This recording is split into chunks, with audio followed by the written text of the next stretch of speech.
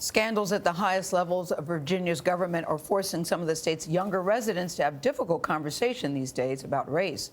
After a racist photo was discovered on Governor Ralph Northam's 1984 yearbook page, he and the state's third highest ranking official admitted that they wore blackface when they were younger men. This week, students at Mary Ellen Henderson Middle School in Northern Virginia spent their civics class learning about the history of blackface.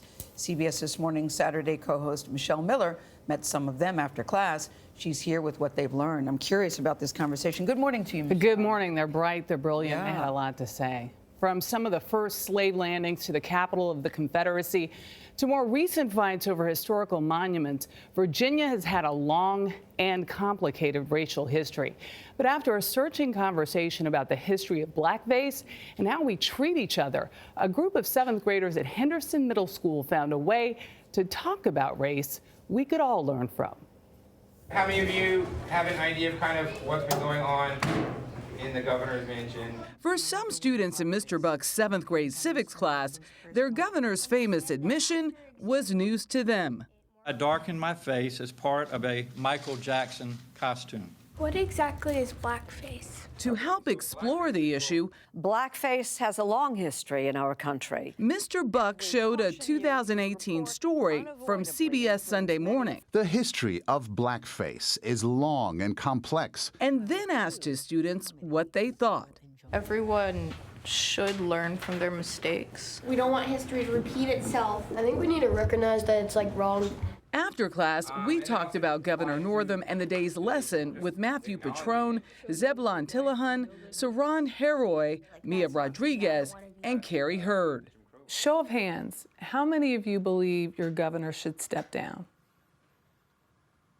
If he owned up to it, said sorry, this wouldn't be a huge deal, and I feel like he wouldn't have to step down. If he's lying, then we don't know what else he's been lying about as governor. When you first saw that picture, what went through your mind? I was thinking, how dumb would you have to be to put paint on your face and then put it in your medical school yearbook and get it published. In his recent interview with CBS This Morning, Governor Northam sparked a new controversy over Virginia's painful past. The first indentured servants from Africa landed on our shores in Old Point Comfort, what we call now Fort Monroe. And while Also known as slavery. yes. Do you know what that is? Yeah. And did you have a problem with that? Indentured servitude is when you get a trip on a boat and then you pay off the trip with labor. We all know they were slaves because they weren't paid and they were beaten up, and it's just, it was so scary because he's our governor. This controversy comes less than 2 years after a white nationalist rally turned violent in Charlottesville, Virginia. I was there when that happened, actually. You were there? I was in Charlottesville, yeah. It was scary.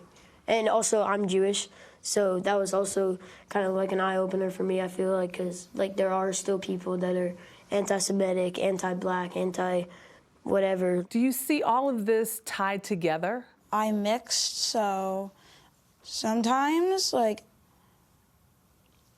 white people are mad at you for being part black, and black people are part of you for being part white. I remember what that felt like. Is it important to talk about these tough issues? Yes. Yes. If you talk about it, it could be resolved. Yeah. If you talk about it, it can get resolved.